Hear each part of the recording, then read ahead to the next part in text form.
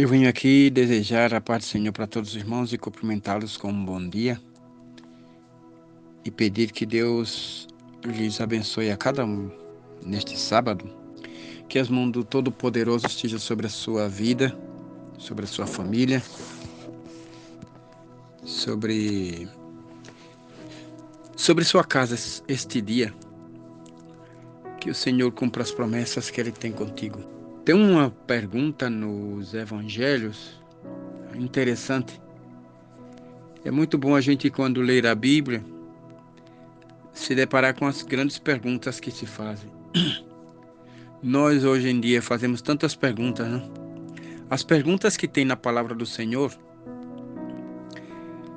são importantes, como acabei de dizer, mas tem muitas perguntas em nossas vidas que a gente não tem resposta.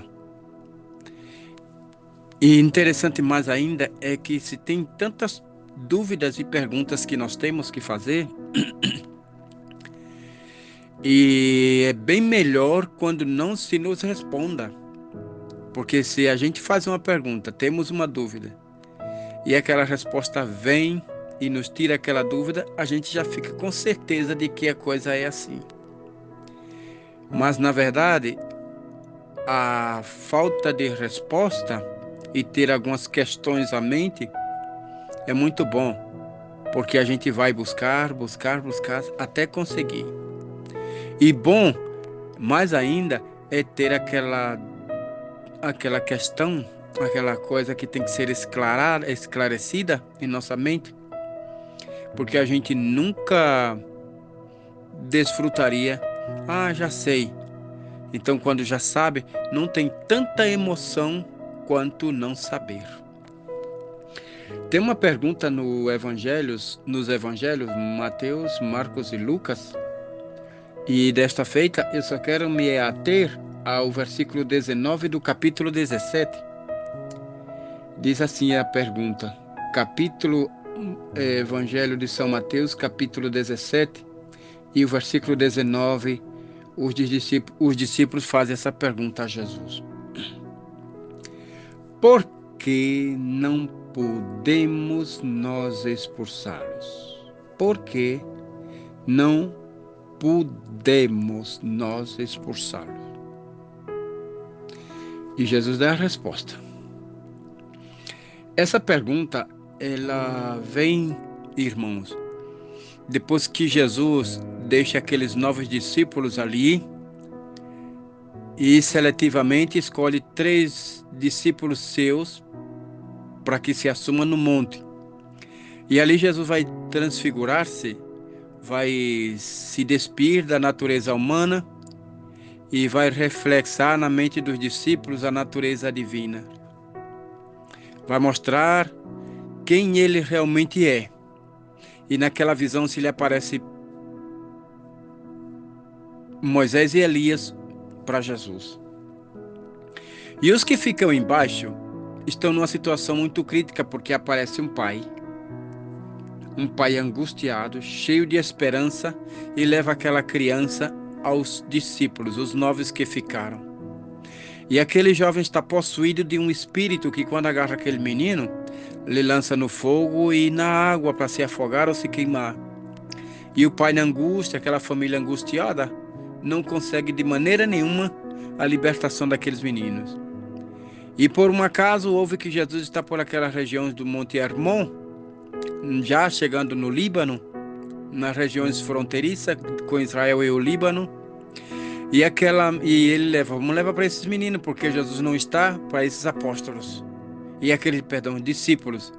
E os discípulos, cheios de entusiasmo, de disposição, porque não faz muito tempo, eles foram comissionados em 2 missões, aos 70 e os 12. Primeiro Jesus manda 12 e depois 70, para operar séries de milagres nas regiões, nas cidades por onde Jesus haveria de vir, já que o tempo dele não lhe alcançaria ir. Então Jesus comissiona essas 2 categorias de discípulos para fazer a obra dele.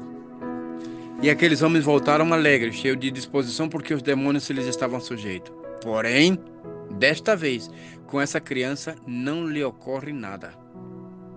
E aquele pai fica frustrado porque os discípulos não tiveram condições de expulsar aquele. Mas quando eles estão com Jesus, ele faz essa pergunta: por que nós não podemos expulsá-los? Por que será?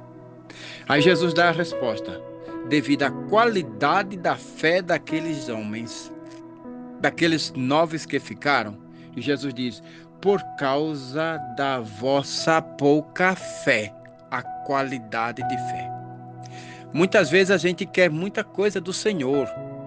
Se a gente tivesse atrevimento de dizer a Jesus tantas coisas que nos faltam, a gente fosse tão atrevido de pôr uma lista e dizer: olha, Jesus, eu quero isso aqui. Como se vai para o mercado e olha em casa tudo que está faltando e põe. E a gente tem tanta fé de receber as coisas como pedimos: ai, Jesus, eu quero uma cura, Jesus, eu quero um milagre, Jesus, eu quero um emprego, Jesus, eu quero um casamento, Jesus, eu quero uma melhora, Jesus, eu quero ampliar a casa, quero sair do aluguel. Tudo relacionado com a vida pessoal. E a fé é grande.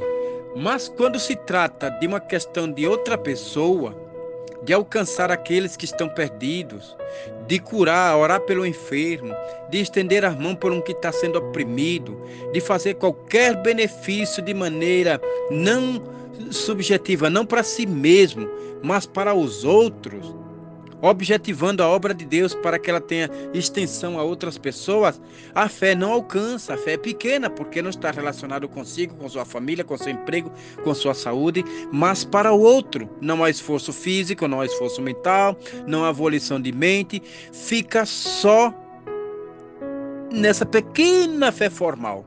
Aí Jesus diz: vocês não puderam expulsar o demônio daquela criança por causa da qualidade de vossa fé, que é pequena. A sua fé é grande para si mesmo, mas para fazer um serviço para o Senhor, para estender-se o trabalho do Senhor, a sua fé é pequena.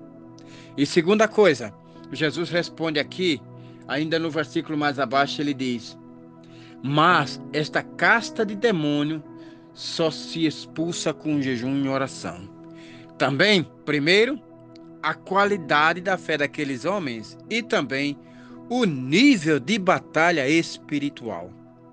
As pessoas parecem que a redenção foi efetivada, como de fato foi lá no passado.